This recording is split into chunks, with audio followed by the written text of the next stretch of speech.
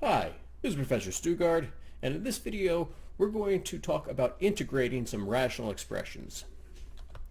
So when we look at different types of integrals, we want to really understand what it is we're looking at first so that we have some sort of a plan of attack for how we're going to go about trying to evaluate these. So it's really important that what we do is that we actually spend, maybe 80% of our thinking before we actually do any math on our paper. We want to make sure that we understand what it is we're trying to actually integrate, and then that will hopefully make life a lot easier and point us in the right direction into what it is we're trying to do. So what we're going to do is go through a couple of examples here, and I'm going to tell you the things I look for, the things that I see, and that point me in the right direction about how I should attempt to evaluate these integrals.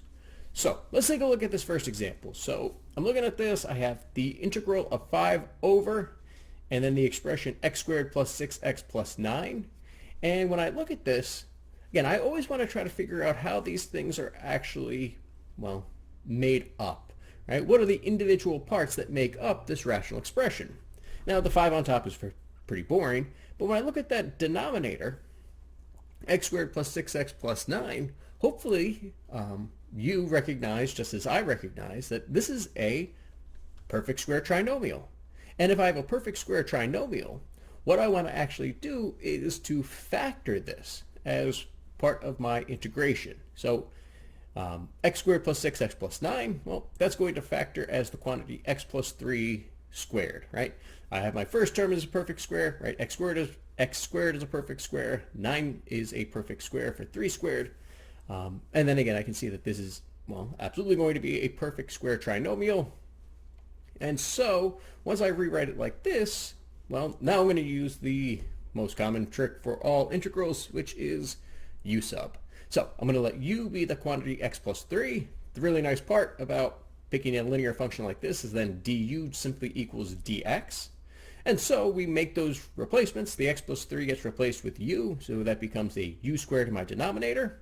The dx just becomes a du. We've already factored out that 5 from the top of my fraction, the top of my numerator. And now I'm going to evaluate this integral. Although we don't really want to write 1 over u squared, I want to rewrite this as u to the negative 2. Because if I rewrite it as u to the negative 2, then I'll be able to use my power rule. I'll be able to add 1 to the exponent and then divide. So negative 2 plus 1 is negative 1. So my new exponent is negative 1. Divide by negative 1, well, that just makes things negative. So I still have my 5 out in front. My integral is negative u to the negative 1. We'll combine the constants, right, that negative 1 and the 5, so I get a negative 5. Anything to the negative 1 power is really 1 over. And we do want to be careful because sometimes that negative 1 can actually represent an inverse function. So we got to be really careful with just making sure we understand the problem and the notation. It's one of the reasons that we want to be able to do these things by hand so that we don't make any silly mistakes towards the end. And so, again, the last thing we want to do is kind of clean this up a little bit and go back to my original variable, which was x. And so I got a negative 5 on the top, and then my 1 over u becomes really x plus 3. So I have negative 5 over x plus 3. We make sure we tack on that constant, that plus c, and we're good. That's how we solve this first problem. All right, let's look at this next one. So this next one, all right, so I have x minus 2 on the top, and I have x squared minus 4x plus 8. So I'm going to check to see, can I factor my denominator? And okay, no, I'm not going to be able to. And again, take you some time with these. You should absolutely pause the video, try to solve these on your own before I go through the solution. Or once I give you the hint or give you like the next step, again, try to pause and see if you come up with the same solution I do. So in this case, again, it's not factorable, but what I do notice is that the degree of my numerator and my denominator are only 1 off, right? My denominator is 1 degree higher than my numerator. And whenever my numerator is that 1 degree lower than my denominator, the best thing to do off the bat is to try u sub. Because if I pick u to be the higher degree polynomial, in this case my denominator, x squared minus 4x plus 8, when I find du, well, it's going to automatically decrease that degree by 1. So my du becomes 2x minus 4. And now we got to see, can I make my expression for du match the rest of my original integral? And so it doesn't match exactly just yet, but with a small manipulation, I am going to actually be able to get that to match my x minus 2 dx. And that's because that expression 2x minus 4, I'll be able to factor a 2 out. And so du is 2 times the quantity x minus 2 dx, and that's really what we want to replace. And so to finish solving, we just divide by 2, or we say that 1/2 du is that expression x minus 2 dx. And now we can make those substitutions in my integral. So we're going to replace the x squared minus 4x plus 8. That gets replaced with u, which makes it look much, much simpler. And then the numerator, that x minus 2 dx, gets replaced with the 1/2 du. Now, we know that 1/2 is a constant, so I'm going to just factor that out, pull that outside my integral here. And so 1/2 du over u. Well, how do I integrate du over u? Well, this is one of those integrals that you just have to have memorized. Anytime you see du over u, that gets integrated as the natural log function. Now, it actually gets integrated, or the antiderivative is the natural log of the absolute value. And the reason for this is that we could go through and find the derivative. If we went the other direction, and if I take the derivative of the natural log of x, I get 1 over x.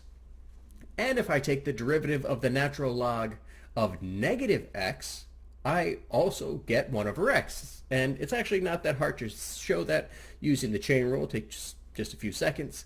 But because the derivative of the natural log of x and the natural log of minus x give us the same result, when we work backwards and find our antiderivative, if I don't have any initial conditions, I don't know whether it was positive x or negative x. And so I have to state that as simply the absolute value. Now, we're almost done here. The last step is simply to replace the u with my variable x. So I get 1/2 times the natural log of x squared minus 4x plus 8. And then, of course, we always make sure we have our plus c constant on the end for any indefinite integral.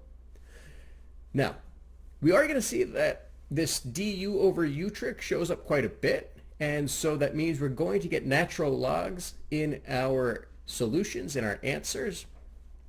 And it is really important to be comfortable with all of our log laws as well. Because when we have our log laws, depending upon how the book or whoever it is who came up with the problem, you can rewrite these things in lots of different ways using the log laws. So in this case, we have that 1/2 out in front. And if we remember our log laws, when I have that coefficient in front, that's also equivalent to having that that value as my exponent. So it would also be the quantity of x squared minus 4x plus 8 to the 1/2. And we know that to the 1/2 power really means taking the square root. So we could have written this as the natural log of the square root of x squared minus 4x plus 8, and then of course with the plus c at the end. And again, it's just, there's different ways to write these solutions. I would be really happy if you get to the answer that I put in that blue box right there. But it's important to recognize that there are different ways to represent these things. All right, let's take a look at another example. So this time I have 3 over the x squared minus 4x plus 8. Okay, so again, same denominator, so I know I can't factor it. But now my numerator is just a constant, which means it's not a 1-degree difference. So I can't use my u substitution trick. So what I'm going to have to do instead, my denominator is not factorable, and I know that the u substitution is not going to work. So for this one, what we need to do is we need to complete the square. Now, you may have learned how to complete the square again in like a pre-calculus type class. And if you have your own method for doing this that works, absolutely do it. The way I typically try to complete my squares, I want to set up, okay, well, what do I need? What constant is going to give me a perfect square trinomial based upon the first 2 terms? So x squared minus 4x plus what is going to give me a perfect square trinomial? So again, maybe I guess you could guess or check, but we do have a formula for this as well. If we take 1/2 of the coefficient in front of x, so in this case that's a -4, we take half of that, which becomes -2, and then we square it, it will always give us the value that completes our square. So -2 squared, -2 times -2 is +4, so I need a +4 to be able to complete the square. Now, on the other side of it, I need to make sure that I still have the same expression, that it bounces, so I need to include that -4. That's why I have two boxes, one for the positive, one for the minus, so that I'll be able to then complete the square. And of course, the part in parentheses there becomes the quantity x minus 2 squared, and then +8 minus 4 becomes +4. Now I'm going to rewrite my original integral with in the completing the square format, right? So we can see the vertex by just looking at it. And what I want to do now that I've completed the square is I'm going to use u sub. And you're going to see why in just a second, but bear with me. If I pick u to be my x minus 2, which makes sense in the context of this problem since that's the inside function, right? That's the inside of the composite function. I'm raising that quantity x minus 2 and I'm squaring it. So that becomes my u. Du is just dx. And when I make that substitution now, I have, again, my 3 is factored out front. So I have 1 over u squared plus, and I'm also going to rewrite that 4 as 2 squared. So the reason I did that is because now that I have this 1 over u squared plus 2 squared, it fits my format for the inverse tangent. And so hopefully we remember from previous learning calculus problems and doing integration that 1 over u squared plus a squared du, when I take that antiderivative, I get 1 over a and then my inverse tangent function of u over a. Now again, really important to recognize that, right, that -1 power in this case means that we are doing an inverse function. We are not simply doing 1 over, right? It's not like it's cotangent. We are doing the inverse tangent function. So we basically just plug that in, right? Now my a is equal to 2. I've replaced the, and then I have my u, and so I have 3. That's still out in front from the beginning, and then it's 1 over 2, the inverse tangent of u over 2, and of course with our plus c. And now the last step is just to go back to our original variable x, and then I'm also going to clean up those constants in the front. So instead of 3 times a half, I'm going to rewrite it as 3 halves, the inverse tangent of, and then x minus 2, which was my u, divided by 2 plus c. And there is my answer for this example. That's how I would find this antiderivative or this integral. All right. Next up. Now, what if I have x plus 1 over x squared minus 4x plus 8? So again, I'm sticking with the same denominator here for a reason. Now, again, I see, I have a degree that's 1 less on my numerator and 1 more on my denominator, which means I do want to use u sub. However, we saw from the previous example that I needed x minus 2 to be my numerator if I want to make that substitution. Well, so it's not going to fit the u sub yet, so I need to make a little adjustment to the numerator. And it's actually going to be kind of that same trick we did with completing the square. I need to still balance my numerator, but I need to somehow turn that x plus 1 into an x minus 2. So how would I make those equal to each other? Well, x plus 1 is really equal to x minus 2 plus 3. All right, so again, I'm basically making it into a more complicated little bit of algebra, I suppose. And so the reason I'm doing that, the reason I'm kind of like uncombining my terms, is that, again, I'm going to consider that x minus 2 separate from that 3. So here's what I mean. I'm going to rewrite my numerator now as the quantity x minus 2. Then I have a plus 3, which is separate. And again, you should be able to easily see and verify that these two expressions are exactly the same. And so the reason I did this, though, is that if we remember our rules of integrals, it's that if I have a sum, I can split up the sum and I can do both parts of the sum individually and then kind of put my answer together at the end. So when I take this expression, right, the x minus 2 plus the 3, I'm going to split this into two separate integrals, an x minus 2 over my x squared minus 4x plus 8, and a 3 over my x squared minus 4x plus 8. So that now I have two separate integrals that I need to solve, but I'm going to use the same exact techniques that we just did in example 2 and in example 3 to solve these. And in fact, these are the exact same integrals from example 2 and example 3, so I'm going to use those previous results. And I see that from my first integral, if you remember, that is going to evaluate to 1/2 the natural log of x squared minus 4x plus 8. Then I have the 3/2 tangent inverse of x minus 2 over 2 plus c. And there is my solution. There's my answer in the blue box. All right. Now for our last example, example 5. Now in this problem, I have 5x squared plus x plus 2 over the quantity x plus 3. Now with this one, again, I have that 1 degree difference between my numerator and my denominator, but I don't want to use u sub because I would end up with my du maybe being part of the denominator, and it's really not going to work out the right way. So what I want to do, anytime I have my degree higher in my numerator than I do in my denominator, whether it's a difference of 1 degree or 2 degrees or even 5 degrees, what I want to do is actually perform polynomial division to try to simplify my integrand first.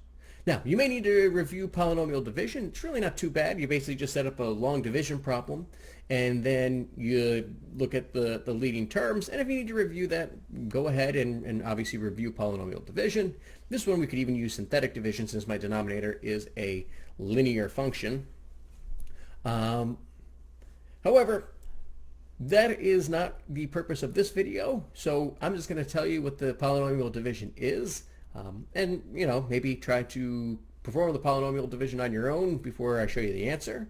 But when I do 5x squared plus x plus 2 divided by the quantity x plus 3, my result is 5x minus 14 plus, and then my remainder is just 44.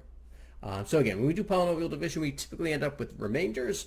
And so my remainder in this case is going to be 44, and we put our remainder over our original divisor. So in this case, 44 over x plus 3.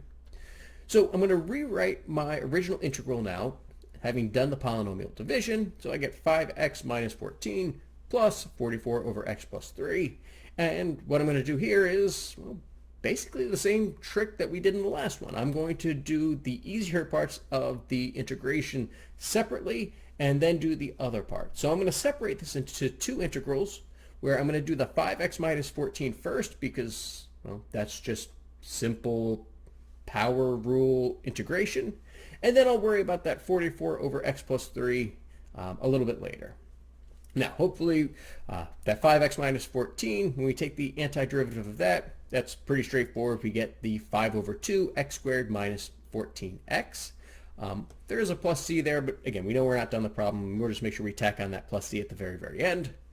Now for that integral part on the right, the 44 over x plus 3, now I want to use u sub again. If I pick my u to be x plus 3, du is just dx. And so my original integral of 44 over x plus 3, I factor out that 44, and I'm just left with my du over u. And du over u, well, that antiderivative, that integral, is the natural log of the absolute value of u. And so we have the 44 in front. We replace that u with what I chose my u to be, which in this case is x plus 3. We make that substitution, and so I have plus 44 times the natural log of the absolute value of x plus 3 plus c, because I have my constant. Put my box around my solution, and that is that. All right. So we talked about a lot of different techniques, and so on your own, you should try these 4 problems using each of these different techniques and see if you can hopefully get the correct solution to each of them. All right. Well, I hope that we learned some things, and hopefully we have a better strategy for how to attack different types of integrals, and hopefully we again look at what we're doing first and come up with our plan of attack before we just try to start throwing math at our paper, because that strategy never really works that well. All right, so give these problems a try, and, well, good luck, and as always, take care of yourselves.